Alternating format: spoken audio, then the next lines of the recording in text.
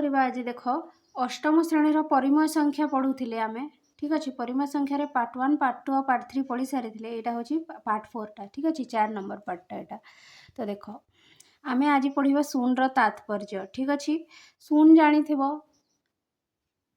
ठीक अच्छे गणन संख्यार सेट्रे शून्य थाए कि ना थाए नहीं किंतु संप्रसारित स्वाभाविक संख्या और पूर्ण संख्यार सेट्रे शून्य थाए ठीक अच्छे तो देख आम पढ़ा ये देख कौन कराई देख 2 जोग शून्य कराई समान दिखाई तापर शून्य जोग 2 कराई समान दिखाई तापर 2 लिखाई कौन बुझिल ए देख मु 2 जोग जदि शून्य करी केते आसीबो 2 ही आसीबो किंबा शून्य जोग जदि 2 करी केते आसीबो 2 ही आसीबो तो 2 जोग शून्य समान शून्य जोग 2 समान केते होछि 2 माने शून्य को कौन सी भी पूर्ण संख्या सह जोग करले से ही पूर्ण संख्याटा ही आसुची बुझीपार ना देख एठारे शून्य को एक पूर्ण संख्या सह मिसागला 2टा हूँ गोटे पूर्ण संख्या तो शून्य को 2 सहित मिसागला तो उत्तर केते आसिला 2 आसिला सहीपरि एबे आमे शून्य को गोटे परिमय संख्या सह जोग करिबा देख यही -2 विभक्तक 7टा परिमय संख्या ना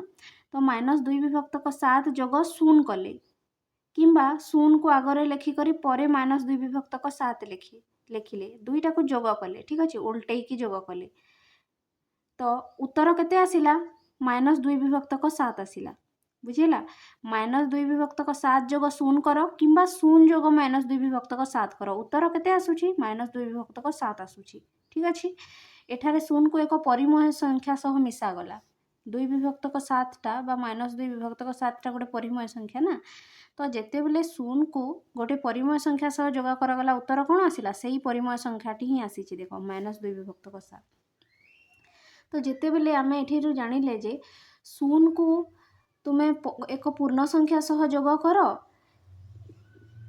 ताहेले गोटे पूर्ण संख्या हेबो आ जदि तुमे शून्य को गोटे परिमय संख्या सहित जोग कर हेले संख्याटा केते हेबो गोटे परिमय संख्या ही हेबो बुझी पारिल तो गणन संख्या संगे जोग करले भी शून्य को से गणन संख्याटा ही मिली थाए बुझेला जेमिति कि देख b + 0 = 0 + b ठीक अच्छे इक्वाल टू b बुझेला b सहित 0 जोग कराला तापर 0 सहित पुणी b जोग कराला से उत्तरटा केते बाहरिछि से b ही आसीछि किंबा x सहित 0 जोग कर हैला किंबा 0 जोग x कर जहाँ भी कले उत्तर कौन आसीबो x माने बुझी पारिल न कि देख मु एठी बुझौछि देख मन कर तुम 100 जोग 0 कर बा या उल्टे की लिखि दे 0 जोग 100 उत्तर केते आसीबो सेही 100 ही आसीबो ठीक अच्छे मु मन कर कली 5 जोग 0 करली किंबा ताकू उल्टे की जोग कर देली 0 जोग 5 उत्तर केते आसिला सेही 5 आसीबो देखो जो किछि चेंज होउछि किछि चेंज होनी शून्य को जे कौन सी संख्या सह जोग कले से संख्याटा मिलूची शून्य को 5 सहित जोग कले 5 मिलूची मु शून्य सहित एबे -7 जोग करी देख शून्य जोग -7 कली बा -7 को आगरे लिखिदेली परे शून्य को लिखिली एठी भी शून्य जोग -7 करिछि उत्तर केते आसीबो -7 बुझेला तो शून्य को जे कौन सी संख्या संगे भी जोग कले सेही संख्याटा ही मिली थाए तुमे शून्य को पूर्ण संख्या सह जोग कर किंबा शून्य को गणन संख्या सह जोग कर तुमको सेही संख्या ही मिली थिबो माने 5 सह शून्य जोग कले 5 मिलिबो 100 सहित शून्य जोग कले 100 मिलिबो आ -7 सहित शून्य जोग कले तुमको -7 ही मिलिबो ठीक अछि सेथि पई शून्य को जोगात्मक अभेद बोली कहा जाय शून्य को कौन कहा जाए जोगात्मक या को मन रखिबो एटा होछि इंपोर्टेंट शॉर्ट क्वेश्चन बुझिएला जेहेतु शून्य को जे कौन संख्या सह जोग कले सेही संख्याटा मिली थाए सेथि पई शून्य को कौन कहा जाए जोगात्मक अभेद माने जोग कले मध्य किछि फर्क पड़िबनी ठीक अछि जोग कले मध्य किछि फायदा नहीं ठीक अछि शून्य सह जोग कले 100 सह शून्य जोग कले से 100 ही मिलिबो 50 सह शून्य जोग कले से 50 ही मिलिबो ठीक अच्छे तो शून्य को जोग कले तार किछि तात्पर्य नाही ठीक अच्छे 10 रे शून्य जोग कर किछि फल मिलिला से 10 ही मिलिबो ठीक अच्छे सेथि पई शून्य को कौन कहा जाए जोगात्मक अभेद बोली कहा जाए ठीक अच्छे शून्य को कौन कहा जाए जोगात्मक अभेद काहे कि जोग कले किछि चेंज हुएनी जोग कले किछि चेंज हुएनी सेही संख्या ही रहे ସେଥିପାଇଁ ତାକୁ ଯୋଗାତ୍ମକ ଅଭେଦ ବୋଲି କୁହାଯାଏ। ଠିକ୍ ଅଛି। ତାପରେ ଦେଖିବା ଆମେ ସଂଖ୍ୟା 1ର ତାତ୍ପର୍ଯ୍ୟ। ଏବେ ଆମେ 0 ବିଷୟରେ ଜାଣିଲେ, ଏବେ ଆମେ 1 ବିଷୟରେ ଜାଣିବା। ଠିକ୍ ଅଛି। 1ର ତାତ୍ପର୍ଯ୍ୟ କ'ଣ? 1ଟା ହେଉଛି ଗୋଟେ ଗଣନ ସଂଖ୍ୟା ବି କହିପାରିବା, ଆମେ ପୂର୍ଣ୍ଣ ସଂଖ୍ୟା ବି କହିପାରିବା, 1କୁ ପରିମେୟ ସଂଖ୍ୟା ବି କହିପାରିବା। ଠିକ୍ ଅଛି। ତ ଦେଖ ଏଠି କ'ଣ କରାହେଇଛି, ଦେଖ 5 ଗୁଣନ 1 କରାହେଇଛି। କେତେ ହେଇଛି? 5 ହେଇଛି। ଠିକ୍ ଅଛି। ସେହିପରି 1 ଗୁଣନ 5 କଲେ ବି କ'ଣ ହେବ? ସେଇ 5 ହିଁ ହେବ। ତୁମେ 5 ଗୁଣନ 1 କର, 5 ହେବ। 1 ଗୁଣନ 5 କର, 5 ହେବ। 5 1 5, 1 5 5। ତ ଏଠାରେ ଗଣନ ସଂଖ୍ୟାକୁ ଆମେ 1 ଦ୍ୱାରା ଗୁଣନ କଲେ ତ କ'ଣ ମିଳିଲା? ସେଇ ସଂଖ୍ୟା ହିଁ ମିଳିଲା। 5 ଗୁଣନ 1 କଲେ ବି 5 ମିଳିବ, 1 ଗୁଣନ 5 କଲେ ବି କ'ଣ? 5 ହିଁ ମିଳିବ। କିମ୍ବା ଗୋଟେ ପରିମେୟ ସଂଖ୍ୟାକୁ 1 ସହିତ ଗୁଣନ କରିକି ଦେଖିବା। ଦେଖ -2 ବିଭକ୍ତକ 7ଟା ଗୋଟେ ପରିମେୟ ସଂଖ୍ୟା। এই ପରିମେୟ ସଂଖ୍ୟାକୁ 1 ସହିତ ଗୁଣନ କଲେ କ'ଣ ହେବ? ସେଇ -2 ବିଭକ୍ତକ 7 ହିଁ ହେବ। ବା ପ୍ରଥମେ 1 ଲେଖିଦିଅ, ପରେ -2 ବିଭକ୍ତକ 7 ଲେଖିକି ଗୁଣନ କର, ସେଇ -2 ବିଭକ୍ତକ 7 ହିଁ ହେବ। ଏଠି ବି ଦେଖ 3 ବିଭକ୍ତକ 8 ଗୁଣନ 1 বা 1 ଗୁଣନ 3 ବିଭକ୍ତକ 8 ଯାହା ବି କର, 1 ସହିତ ଗୁଣନ କଲେ ଆମକୁ ସେଇ 3 ବିଭକ୍ତକ 8 ହିଁ ମିଳିଲା। ବୁଝିପାରିଲ ନା? ମୁଁ କରିକି ଦେଖାଉଛି। ଦେଖ 1 ସହିତ ଗୁଣନ କରିବା। ମନେକର ଗୋଟେ ସଂଖ୍ୟା ନେଲ 50, ୟା ସହ 1 ଗୁଣନ କର, କେତେ ମିଳିବ? ସେଇ 50 ମିଳିବ। କିମ୍ବା ଓଲଟେଇକି ଗୁଣନ କରିଦିଅ, 1 ଗୁଣନ 50 କରିଦିଅ, ସେଇ 50 ମିଳିବ। ଏଇଟା ତ ଥିଲା ଗଣନ ସଂଖ୍ୟା। ଏବେ ଗୋଟେ ମୁଁ ପୂର୍ଣ୍ଣ ସଂଖ୍ୟା ନେବି, -2 ଗୁଣନ 1 କରିବି, କେତେ ହେବ? -2 1 -2। କିମ୍ବା ଓଲଟେଇକି ବି ଲେଖିକି ଗୁଣନ କରିବି, 1 ଗୁଣନ -2 କେତେ ହେଇଯିବ? -2। ଠିକ୍ ଅଛି। ସେ 50 1 50, 1 5 50। ବୁଝିହେଲା? -2 1 -2 1 ଗୁଣନ -2 -2। ବୁଝିହେଲା? କିମ୍ବା ଗୋଟେ ପରିମେୟ ସଂଖ୍ୟା ନେଇଯାଅ, -2 ବିଭକ୍ତକ 3 ଗୁଣନ 1 କର, କେତେ ହେବ? ସେଇ -2 ବିଭକ୍ତକ 3। କିମ୍ବା ଓଲଟେଇକି ବି ଗୁଣନ କର, ପ୍ରଥମେ 1 ଲେଖିଦିଅ, ତାପରେ -2 ବିଭକ୍ତକ 3 ଲେଖିଦିଅ, କ'ଣ ହେବ? ସେଇ -2 ବିଭକ୍ତକ 3 ହେବ। ତ ତୁମେ ଯାହା କର, ଠିକ୍ ଅଛି, ଯେଉଁ ବି ସଂଖ୍ୟା ନିଅ ତାକୁ 1 ସହିତ ଗୁଣନ କଲେ ଦେଖ ସେହି ସଂଖ୍ୟାଟି ମିଳିଥାଏ। ମୁଁ 50କୁ ଯଦି 1 ସହିତ ଗୁଣନ କରିବି, ସେହି 50 ମିଳିବ। -2କୁ 1 ସହିତ ଗୁଣନ କଲେ ସେହି ସଂଖ୍ୟା ହିଁ ମିଳିବ, -2। ଆଉ -2 ବିଭକ୍ତକ 3କୁ 1 ସହିତ ଗୁଣନ କଲେ ସେହି -2 ବିଭକ୍ତକ 3 ହିଁ ମିଳିବ। ତ ଏଠି କ'ଣ ଦେଖାଗଲା ଯେ କୌଣସି ବି ସଂଖ୍ୟାକୁ 1 ସହିତ ଗୁଣନ କଲେ, ଠିକ୍ ଅଛି, ସିଧା ଗୁଣନ କଲେ କିମ୍ବା ଏମିତି ବି ଗୁଣନ କଲେ, କୌଣସି ବି ସଂଖ୍ୟାକୁ 1 ସହିତ ଗୁଣନ କଲେ ଗୁଣଫଳ ସେହି ସଂଖ୍ୟା ହିଁ ମିଳିଥାଏ। ଦେଖ ଏଠି ଆମେ କୁ 1 ସହିତ ଗୁଣନ କଲେ ତ ହିଁ ମିଳିଲା। ସେମିତି ଆଉ ଯେକୌଣସି ସଂଖ୍ୟା, ମନେକର x, ଗୋଟେ ଯଦି ସଂଖ୍ୟା ହେଲେ xକୁ 1 ସହିତ ଯଦି ଗୁଣନ କରିବା, କିମ୍ବା 1 ଗୁଣନ x ବି ଲେଖିବା, ସେଇଆ ନା, x ଗୁଣନ 1 ଯାହା, 1 ଗୁଣନ x ତାହା। ଠିକ୍ ଅଛି। କ୍ରମ ବିନିମୟ ନିୟମ ପଢ଼ିଥିଲ ନା ନାହିଁ? ତ ଆମକୁ କେଉଁ ସଂଖ୍ୟା ମିଳିବ? ସେହି x ହିଁ ମିଳିବ। ବୁଝିଲା? ତ 1କୁ ଯେକୌଣସି ସଂଖ୍ୟା ସହ ଗୁଣନ କଲେ ଆମକୁ ସେହି ସଂଖ୍ୟା ମିଳିଥାଏ, ମାନେ କିଛି ଚେଞ୍ଜ ହୁଏନି। 50 ଗୁଣନ 1 କରିବ 50 ହେବ, 40 ଗୁଣନ 1 କରିବ 40 ହେବ, 30 ଗୁଣନ 1 କରିବ 30 ହେବ। ଯାହା ବି କର, ଯେତେ ବଡ଼ ବି ସଂଖ୍ୟା ନିଅ ଆଉ 1 ସହିତ ଗୁଣନ କରେ, 1000 ଗୁଣନ 1 କଲେ ସେଇ 1 ହେବ। ତ ଆମେ ଦେଖିଲେ ଯେ 1 ସହିତ କୌଣସି ସଂଖ୍ୟାକୁ ଗୁଣନ କଲେ ସେହି ସଂଖ୍ୟା ହିଁ ମିଳୁଛି, ମାନେ କିଛି ଚେଞ୍ଜ ହେଉନି। ସେଥିପାଇଁ ଆମେ 1କୁ କ'ଣ କହିଥାଉ? ଗୁଣନାତ୍ମକ ଅଭେଦ ବୋଲି କହିଥାଉ। କ'ଣ କହିଥାଉ? ଗୁଣନାତ୍ମକ ଅଭେଦ। ଆମେ 0କୁ ଯୋଗାତ୍ମକ ଅଭେଦ କହୁ, କିନ୍ତୁ ଆମେ 1କୁ ଗୁଣନାତ୍ମକ ଅଭେଦ କହୁ। ଠିକ୍ ଅଛି। ଯେମିତି ଦେଖ x ଗୁଣନ 1 କରିବ ବା 1 ଗୁଣନ x କରିବ, ସେଇ କ'ଣ ହେବ? x ହିଁ ହେବ। ବୁଝିହେଲା? ତ 0କୁ ଯୋଗାତ୍ମକ ଅଭେଦ କହୁ, କାହିଁକି ନା 0 ଯୋଗ କଲେ ବି କିଛି ଚେଞ୍ଜ ହେବନି। ଆଉ 1କୁ ଗୁଣନାତ୍ମକ ଅଭେଦ କହୁ, କାହିଁକି ନା 1 ଗୁଣନ କଲେ ବି କିଛି ଚେଞ୍ଜ नहीं ହେବ, ଯେଉଁ ସଂଖ୍ୟାକୁ ସେହି ସଂଖ୍ୟା ହିଁ ଥିବ। ବୁଝିହେଲା? ତାପରେ ଦେଖିବା ଆମେ ଯୋଗାତ୍ମକ ବିଲୋମୀ। ଠିକ୍ ଅଛି।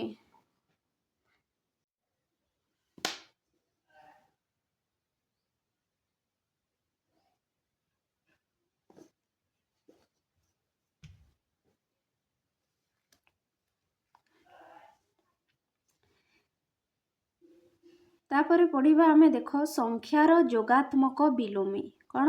ଗୋଟିଏ ସଂଖ୍ୟାର ଯୋଗାତ୍ମକ ବିଲୋମୀ କ'ଣ ବୋଲି ଜାଣିବା ଆମେ। ଠିକ୍ ଅଛି। ଦେଖ ଏଠି କ'ଣ କରାହେଇଛି, ଦେଖ 1 + -1 = -1 + 1 = 0। ଠିକ୍ ଅଛି। एक सहित -1 को जोग कराई आउ एठी ओल्टेकी जोग कराई -1 जोग 1 लिखाई दुईटा जाक एका ना 1 जोग -1 कर जहाँ -1 जोग 1 कर ताहा उत्तर केते आसुची 0 ठीक अछि।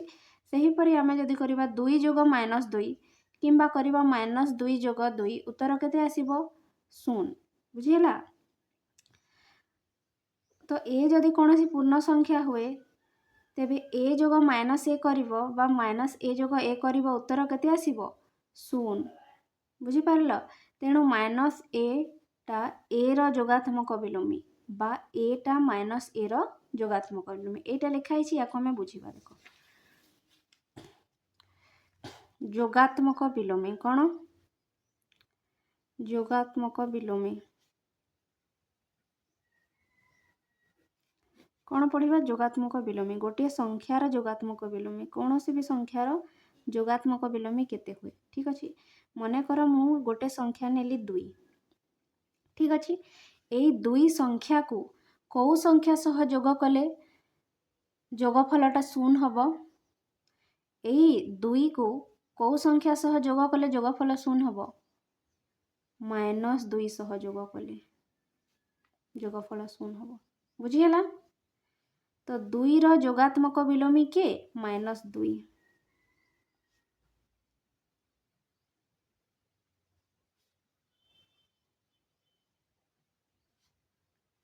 ठीक अछि। सही परी उल्टा हे जिवो -2 रो जोगात्मक विलोमी -2 रो जोगात्मक विलोमी +2 बुझी पारिलो 2 रो जोगात्मक विलोमी केते -2 आ -2 रो जोगात्मक विलोमी केते +2। सही परी आमे आउ केतेटा उदाहरण देखिबा। देखो मु जदि गोटे संख्या नेली a माने कर a टा होची गोटे संख्या ए चलो ए नेबानी आमे नेबा 5 ठीक अछि। 5 को कौ संख्या सह जोग कले जोगफल 0 आसीबो 5 को -5 सह जोग कले जोगफल केते आसीबो 0 +5 और -5 केते जिवो 0 बुझी पारलो। तो जेहेतु 5 को -5 सह जोग कले 0 आसुची तो आमे कहि पारिबा जे कोन कहि पारिबा 5 रो जोगात्मक विलोमी केते 5 रो जोगात्मक विलोमी केते -5 बुझिहेला आ -5 रो जोगात्मक विलोमी केते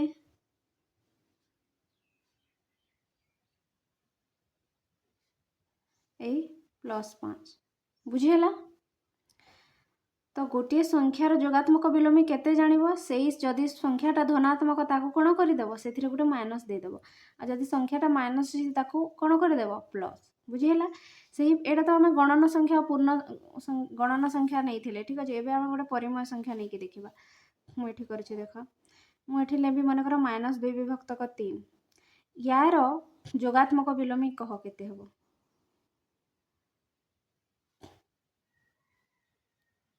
केते हबो एठी माइनस अछि तो याको प्लस करके लिखि दियो 2 विभक्तक 3 तो -2 विभक्तक 3 रो जोगात्मक विलोमी केते गेला +2 विभक्तक 3। सेही परि जदि मु कहिबी +2 विभक्तक 3 रो जोगात्मक विलोमी केते हबो कह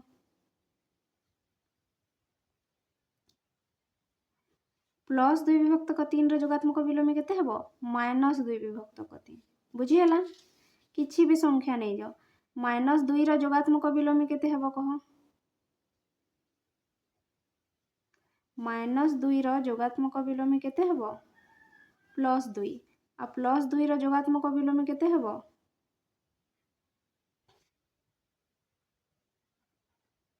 -2 बुझिहेला। किछि भी संख्या नै जाओ जोगात्मक विलोमी कहले कोन कहि देबो सेही संख्या रे प्लस थिले माइनस करि देबो ताको माइनस थिले कोन करि देबो प्लस करि देबो।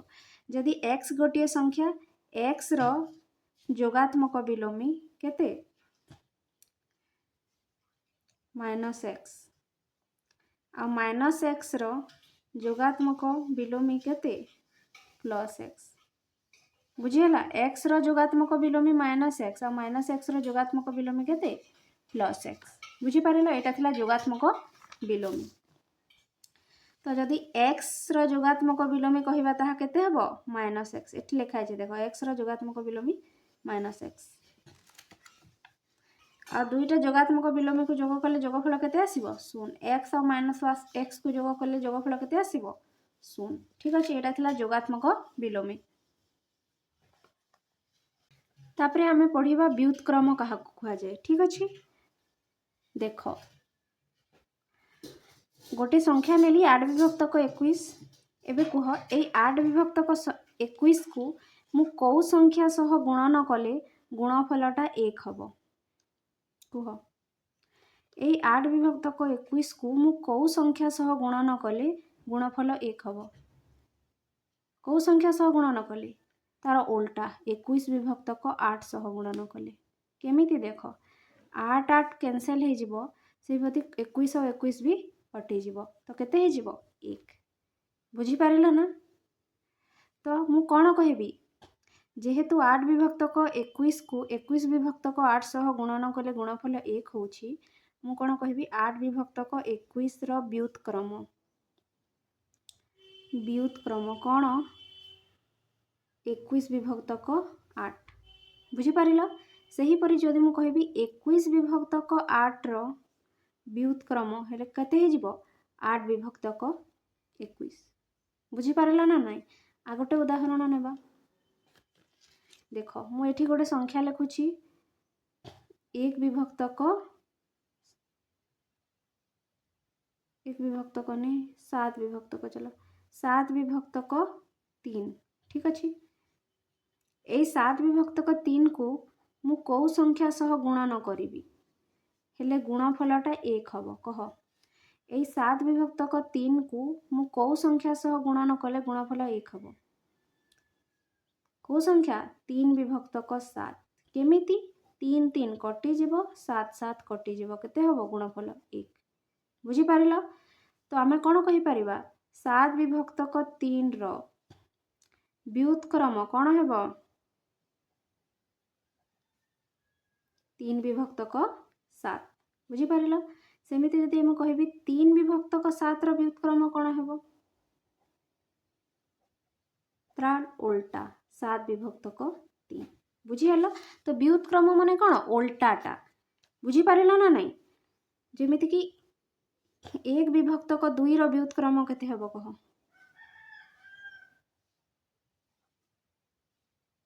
2 विभक्तक 1 बा या को हमें 2 विभक्तक 1 न कहि कि कोन कहिबा केवल 2 ही कहि परिबा। बुझी पारिल? देखो 1 विभक्तक 2 आउ 2 को गुणन करिकि देखो गुणफल केते हबो 2 2 कटिकि 1 हे जिवो। बुझी पारिल ना नाही? तो 1 विभक्तक 2 रो व्युत्क्रम कोन हेबो 2 विभक्तक 1 बा ताको 2 कहिबा। ठीक अछि, तो आमे एठी किछि करिबार नाही केवल उल्टा ही करि देबा। देखो मु कहबी जदि 5 विभक्तक 4 रो व्युत्क्रम 5 विभक्तक 4 रो व्युत्क्रम कोन कहिबा तार उल्टा 4 विभक्तक 5। ठीक अछि, 6 विभक्तक 4 रो व्युत्क्रम कोन कहिबो 4 विभक्तक 6। ठीक अछि, सही परि 3 विभक्तक 2 रो व्युत्क्रम केते हबो 2 विभक्तक 3। बुझी पारिल? तार उल्टाटा किंतु मु जदि कहबी -2 रो व्युत्क्रम केते हबो कह तार उल्टा माने 2 को तलकु नै आसीबो -1 विभक्तक 2। बुझी पारिल? आ -1 विभक्तक 2 रो व्युत्क्रम कोन हे जिवो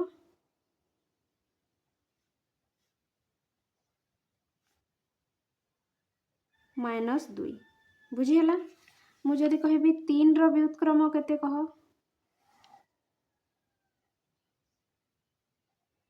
केते हबो 1 विभक्तक 3। बुझी हला?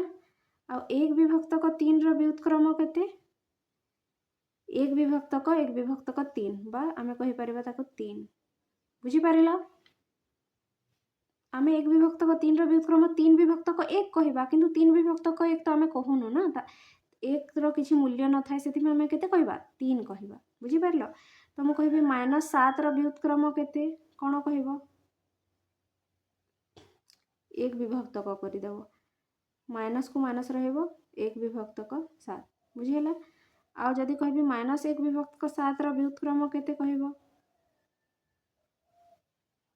कोन कहिबो -1 विभक्तक 7 व्युत्क्रम केते -7 विभक्तक 1 किंतु तले तो 1 थी तार किसी मूल्य नहीं तो सेटा कौन हो -7 ठीक अच्छे प्लसटा प्लस और माइनसटा माइनस रही खाली संख्याटा कौन हो उल्टी जीव ठीक अच्छे जदि ए अच्छी तो सेटा कौन हो ए 1/a हो जदि 1/a अच्छी तो तार व्युत्क्रम केते हो a हो जदि -x अच्छी तार व्युत्क्रम कौन हो -1/x हो ठीक अच्छे आ -1/x अच्छी तो सेटा तार व्युत्क्रम कौन हो -x हो ठीक अच्छे -x/1 जहाँ -x था ठीक अच्छे मैं कभी x/y व्युत्क्रम केते कहले कौन हो y/x तार उल्टाटा बुझीगला यहाँ थिला व्युत्क्रम अति सहज ठीक अच्छे सेटा ही एठी लेखा है ठीक अच्छे तो जदि गोटे परिमेय संख्या x हुए ठीक अच्छे तार व्युत्क्रम केते हेबो 1/x देख व्युत्क्रम को आमे गुणनात्मक विलोमी भी कही थाउ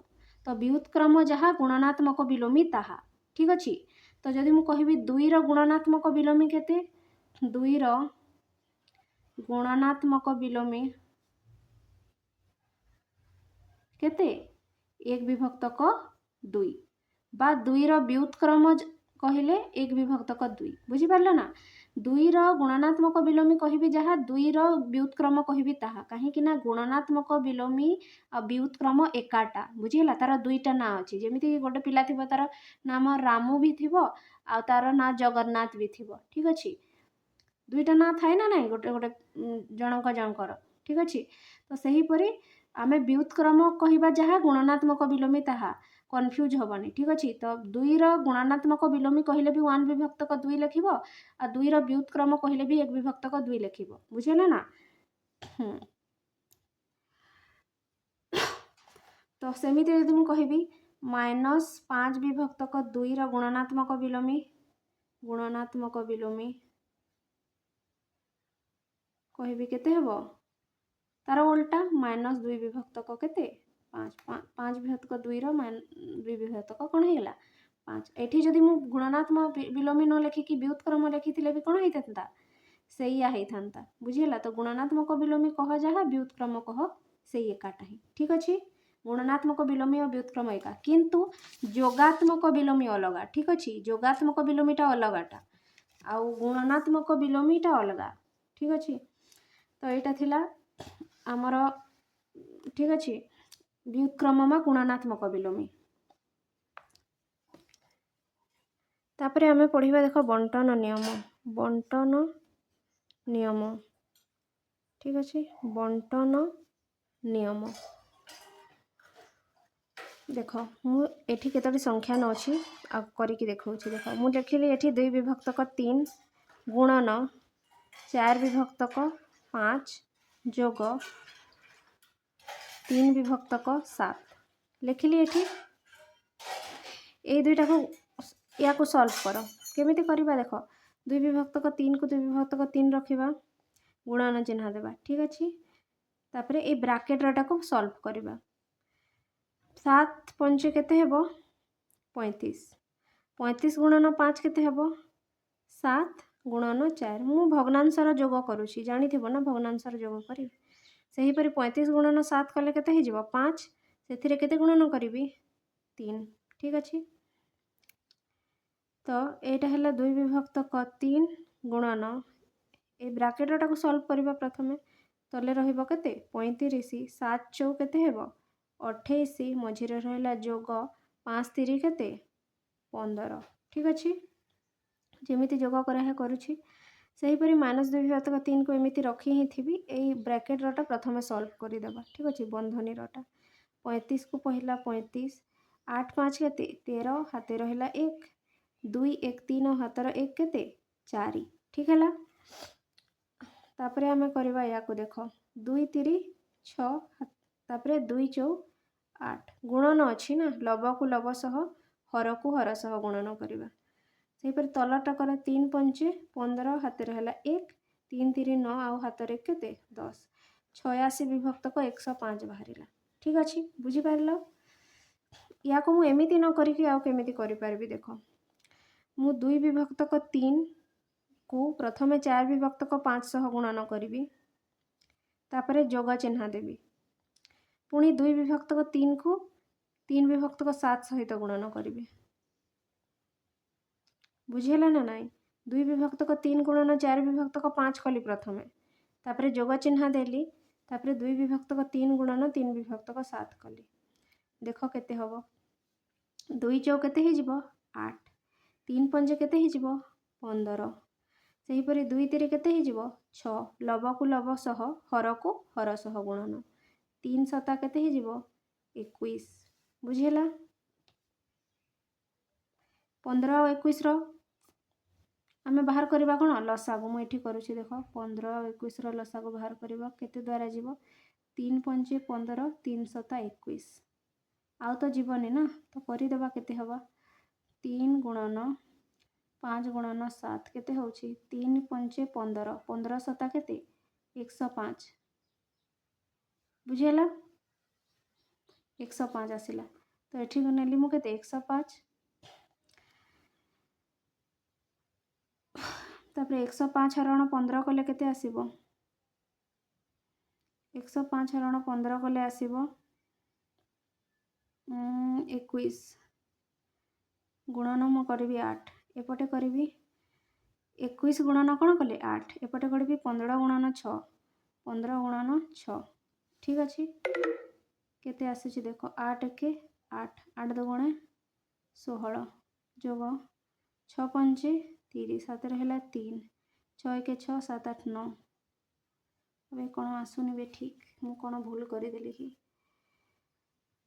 मेरा महबूब 7 28 5 3 15 5 6 8 5 13 3 हाथ रहला के 2 1 3 1 4 2 3 6 2 4 8 2 4 8 3 5 15 2 3 6 3 7 21 21 और 15 3 5 15 21 5 3 15 105 105 और भूल कर दे चलो छोट संख्या लेते हैं।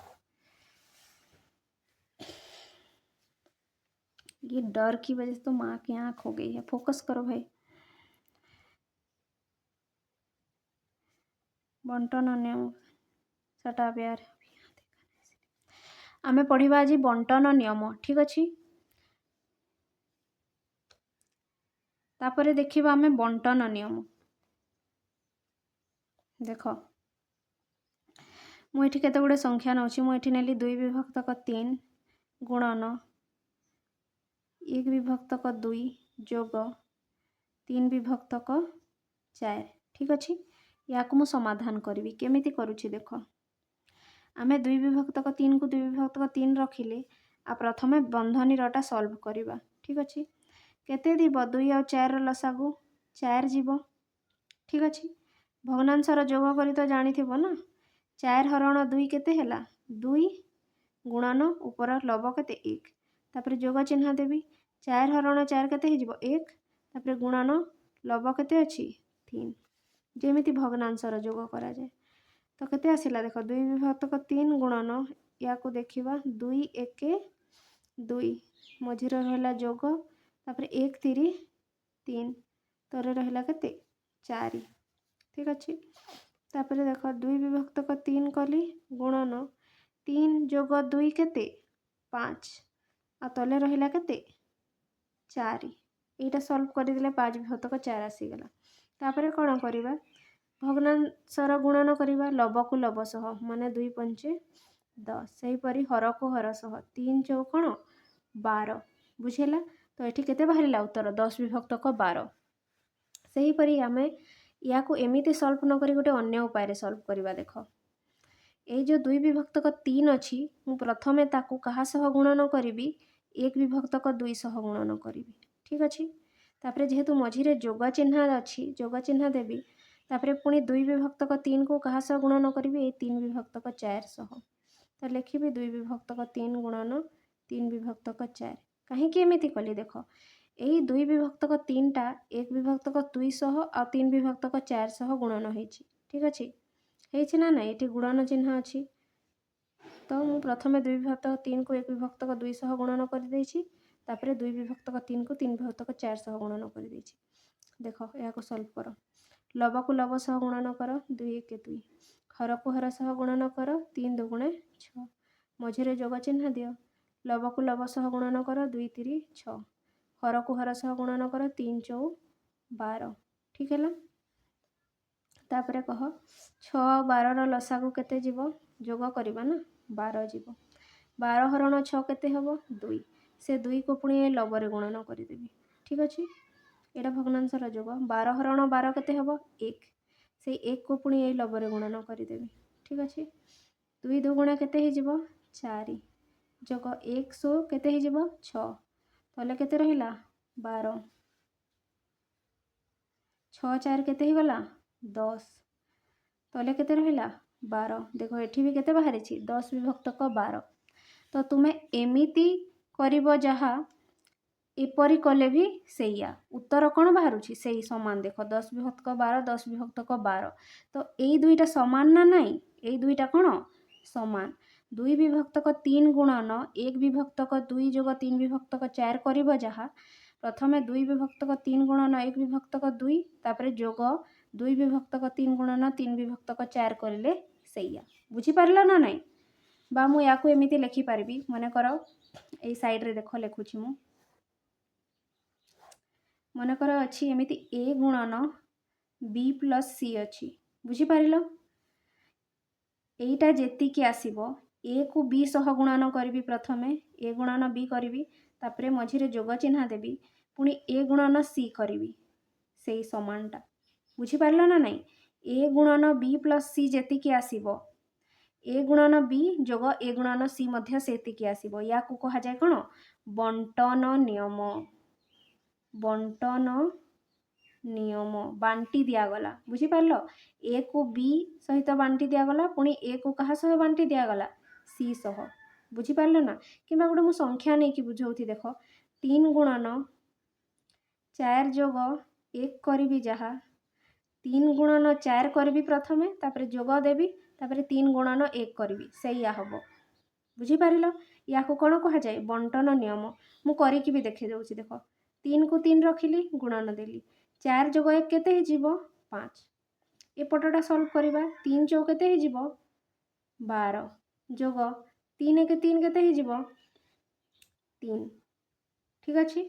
तो देखो 5 3 केते आसीबो 15 एपटे देखो 12 जोग 3 केते आसीबो 15 तो देखो दुई आड़े समान बाहरिला ना नहीं तो एटा 3 गुणन 4 जोग 1 करिवो जहा 3 गुणन 4 करिकी जोग चिन्ह देबो पुणी 3 गुणन 1 कले सेया तो या को कोन कहा जाय बंटन नियम बुझी पारिलो देखो एठी लेखा हेछि एठी भी एमिति तीनोटी संख्या निया हेछि देखो तो ये 3 विभक्तक 4 को बाहर रखा हैला आ एई दुईटा को देखो जोग करा हेछि 2 विभक्तक 3 और 5 विभक्तक 6 को एठी जोग करा हेछि एमिति सॉल्व करले भी जोगफल 1 विभक्तक 8 बाहरुछि तापरे एमिति न करिकी 3 विभक्तक 4 गुणन 2 विभक्तक 3 करा हैला एथि तापरे जोग चिन्ह दिया हैला आ तापरे 3 विभक्तक 4 गुणन 5 विभक्तक 6 करा हेछि देखो एमिति कले भी कोन बाहरुछि 1 विभक्तक 8 बाहरुछि बुझी पारलो एठी लेखा हेछि देखो 3 विभक्तक 4 गुणन 2 विभक्तक 3 जोग 5 विभक्तक 6 करिले उत्तर जेति कि बाहरिबो